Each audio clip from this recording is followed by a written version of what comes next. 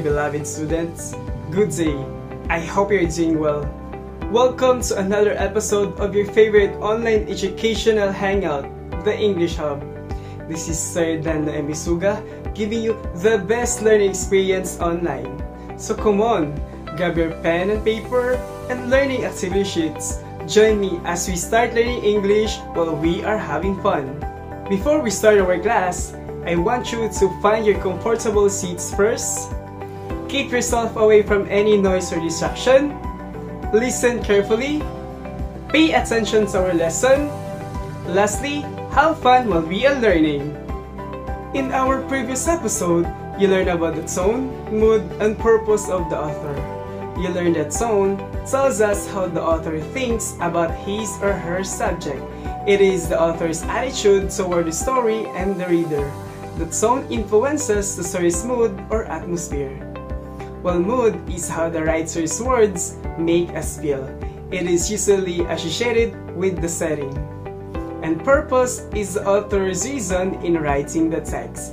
An author writes to share a main idea about a topic.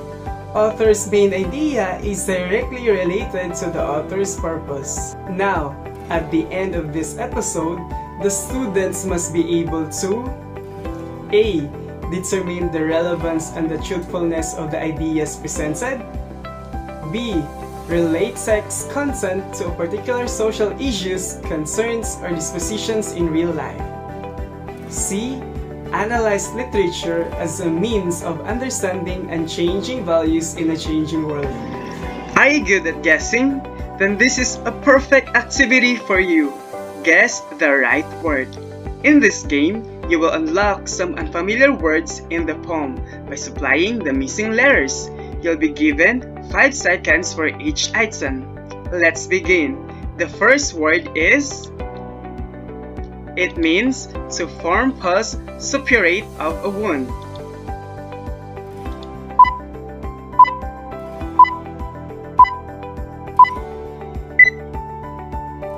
Good job! The correct word is fester. Our second word.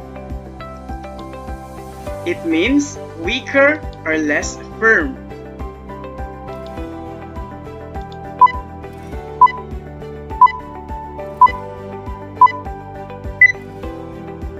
The correct word for this is sag. Doing great! How about we take a look at our next item? The word is... It means painful or aching.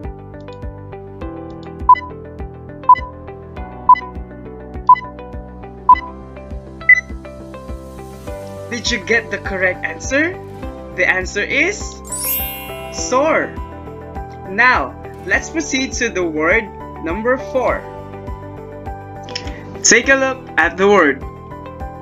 It means to put off an action or event to a later time.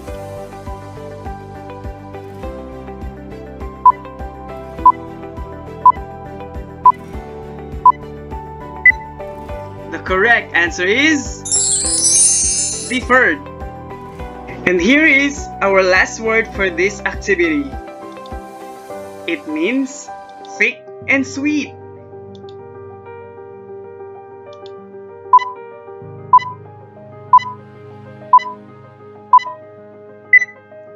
Yummy!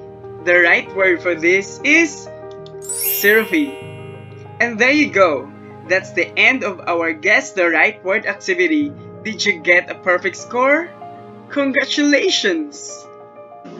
Today, we're going to read a poem written by James Mercer Hughes, popularly known as Langston Hughes. And together, let us find out why the poem is entitled James Deferred. Let us meet the person who wrote the poem. James Mercer Langston Hughes, also known as Langston Hughes, was born in Joplin, Missouri. He was an American poet, essayist, playwright, and short story writer. He's still considered as one of the most renowned contributors to American literature in the 20th century. He sought to honestly portray the joys and hardships of working-class Black lives avoiding both sentimental idealization and negative stereotypes. Also, Hughes was known for vocalizing the concerns of working-class African Americans. Lastly, he usually writes based on his own experience. Langston Hughes died because of complication from prostate cancer in May 22, 1967 at New York, New York. Before we read the poem and begin our discussion, I have some questions for you to answer. First, what are your dreams in life? To others, it's easy for them to say that when they grow up, they want to become a teacher, to educate learners and hone young minds, doctor, to diagnose and treat people having different health conditions, either acute, chronic diseases, and today's situation facing the COVID-19 pandemic, police, to enforce the law, to ensure the safety, and to prevent crime and civil disorder, guidance counselor, to help students develop academic and social skills and those who have special educational needs, social worker, to support individuals and their families through difficult times and ensure that vulnerable people, including children who are abused and experience child labor, are safeguarded from harm. Here is my second question. What do you think are the factors that will keep you away from achieving your dreams in life? Here are some factors. First, we have family problems, distractions, lack of consistency, and financial problems. Now, we are about to read the poem. It is entitled Dreams Deferred by Langston Hughes. What happens to a dream deferred? Does it dry up like a raisin in the sun? Or fester like a sore and then run? Maybe it just sags like a heavy load. Or does it explode? Here are some important concepts about the poem. First, the poem Dreams Deferred is otherwise known as Harlem. It is written by African American poet Langston Hughes at the time of the Harlem Renaissance. The poet talks about the dream which is always postponed or delayed. Second, the dream that is being referred to in the poem is that of equality and freedom for the African Americans who have been discriminated against on the basis of their color in America for ages. Lastly, the poem consists of 11 lines and is an open verse. Though the poem has no specific stanzas, it is divided into two parts. The first part talks about a dream deferred, while the second part talks about hope and hopelessness. In the first part, what does the poet want to imply in these lines? You're right, my dear. The poet raises some rhetorical questions regarding a dream that has already been delayed and is yet to come true. Let us now proceed to the second part of the poem. What does the poet want to show in these lines? You're right once again. Here, the poet shows hopelessness. Let's analyze each line of the poem and infer meanings. The poem begins with a direct question, what happens to a dream deferred? This question is the poet's direct question to probably the white people, to his own race, or to the audience in general. The poet uses similes to compare his dream deferred with a number of things that rot up because of delay, like a raisin in the sun, fester like a sore, stink like a rotten meat, crass and sugar over like a syrupy sweet. Does it dry up like a raisin in the sun? In this part, the poet gives the readers vivid imagery of what he feels is happening to him, as he has not yet seen his dream fulfilled. Does it stink like a rotten meat, or crass and sugar over like a syrupy sweet? The poet's next questions about How it smells suggests two possible endings for this poem. First is that, like a piece of meat left to rot, it would just continue to get worse and worse the longer their hope for equality was denied. The second option is that it would simply cross over, people would become used to living in separate societies and become comfortable living their own lives. Maybe it just sags like a heavy load. These lines suggest that he feels the heavy weight of the many years he and his ancestors would wait for others to see them as equal. Hughes felt that the heavy burden of the suit upon his shoulders. It had already been 90 years since African American people were freed and given rights as human beings.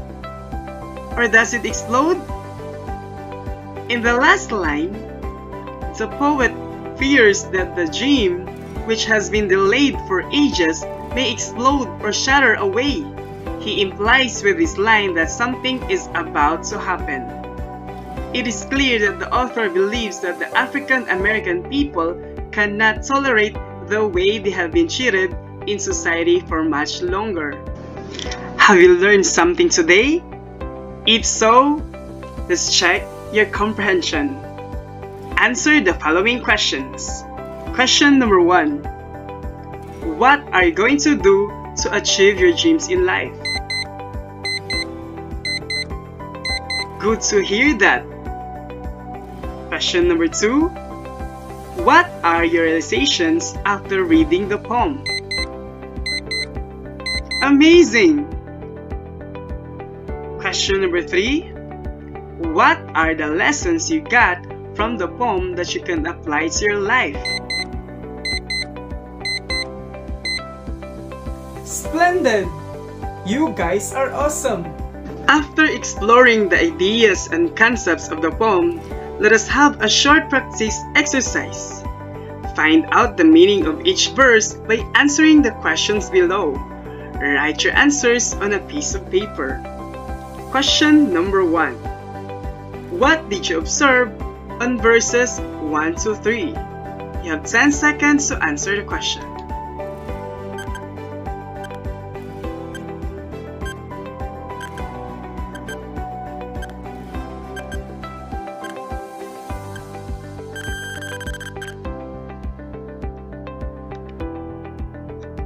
Question number 2. How about verses 4 to 5?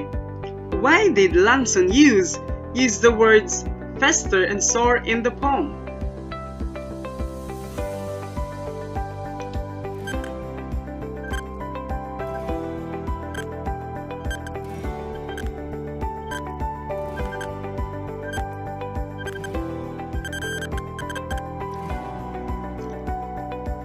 Let's proceed to question number 3. In verses 6 to 8, why do you think Langston used the phrases stink like a rotten meat and crust and sugar over like a syrupy sweet?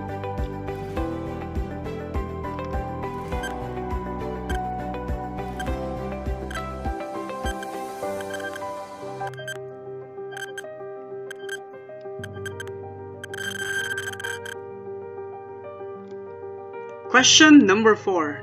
What does the poet want to convey in verses 1 to 2?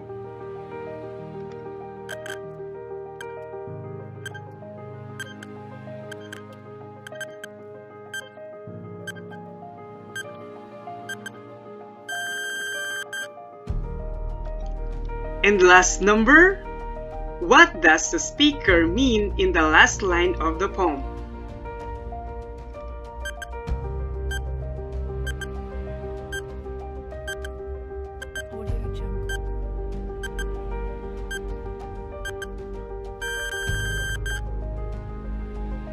Excellent!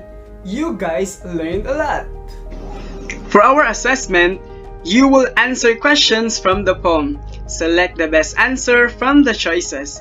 You'll be given 5 seconds each item. Question number 1. How can a dream dry up? A. It loses its juice. B. It loses its importance in life. C. It loses its flavor. Or letter D. It loses the spirit.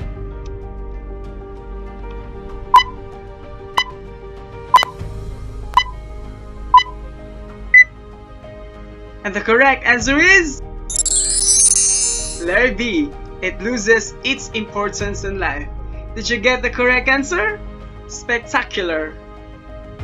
Question number 2. What does the speaker mean by a dream? Letter A. A wish. B. A fantasy. C. A nightmare. Or letter D. A goal.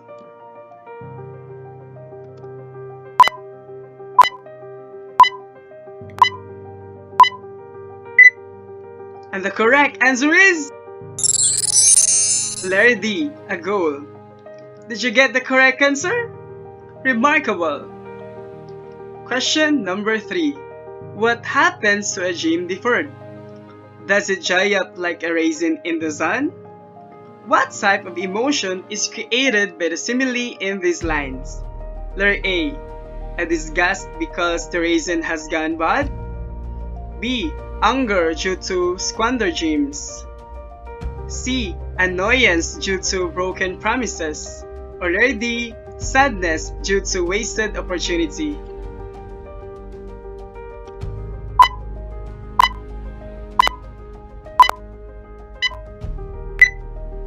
And the correct answer is letter D. Sadness due to wasted opportunity. Did you get the correct answer? Outstanding! Question number 4. Or fester like a sore, and then run. How might a dream deferred be like a sore? A. It can be irritating until it goes away. B. It can get worse if not tended to. C. It needs attention if it's going to heal. Or letter D. It requires care or it will become unhealthy.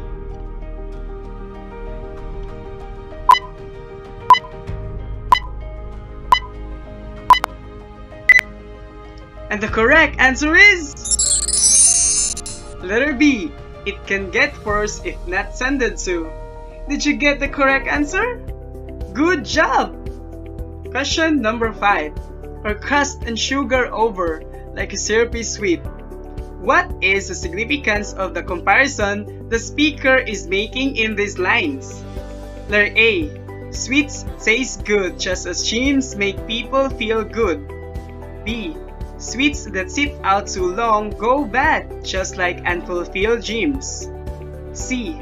Sweets that aren't eaten go bad, just like unrealistic dreams. Or D. Sweets are an indulgence, just as great dreams are.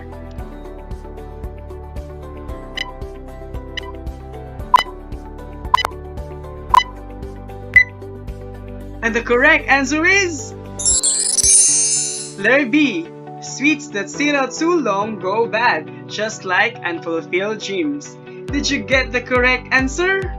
Very well! Number 6. How does the structure the poet uses add meaning to the text? Letter A. The similes allow the reader to picture the effect of each action. B. The metaphors reveal the outcome of postponing one's desires. C. The rhetorical questions lead the reader to consider the effects of postponing one's desires. Or D. The rhetorical questions lead the reader to imagine the outcome for each action.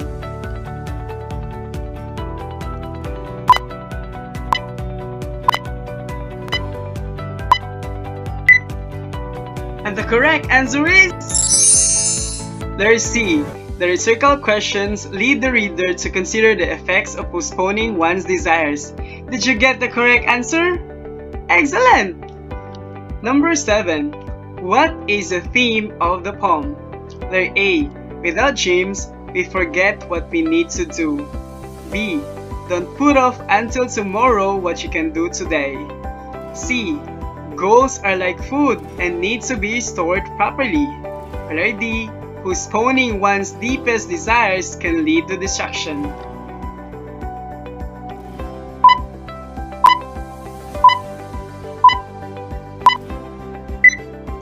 And the correct answer is letter D. Postponing one's deepest desires can lead to distraction.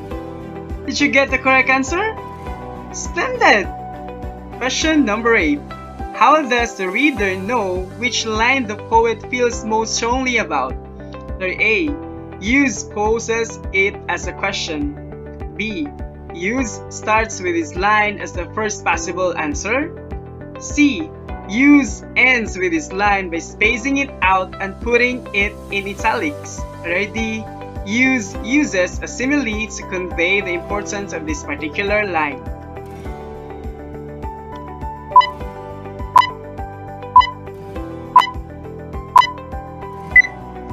And the correct answer is letter C. Use ends with his line by spacing it out and putting it in italics. Did you get the correct answer? Fantastic! Question number 9. How can a dream sag like a heavy load? A. It keeps you loose. B. It makes you suffer. C. It leaves your mind. Or letter D. It stays on your mind.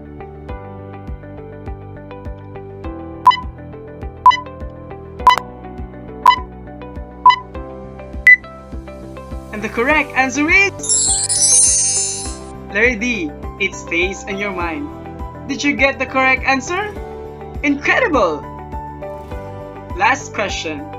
Why do poets use the 5 senses in their writings? A. To appeal to our minds. B. To appeal to other poets. C. To appeal to our senses. Or D. To appeal to children.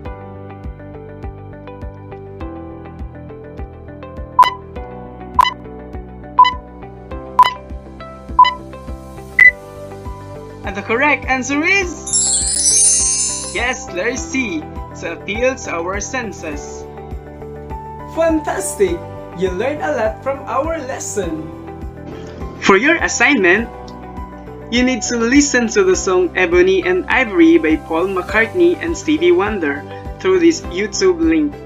If you do not have internet access, you may refer to the printed copy of the song. Understand the message of the song and be able to answer the following questions. Question number 1. What issues about life are presented in the song? Question number 2. Is the message of the song still relevant today? Elaborate your answer. And question number 3. What lines in the song do you personally relate to and how you resolve the issue? Explain your answer. You will be graded based on this rubric. Another great episode filled with knowledge and best learning experience has been delivered right in the comfort of your homes. See you again next time in another fantastic episode of your favorite online educational hangout, The English Hub. This has been your English 9 teacher, Sir Dan Emisuga, saying, don't stop learning, stay home, and keep safe. Thanks for watching!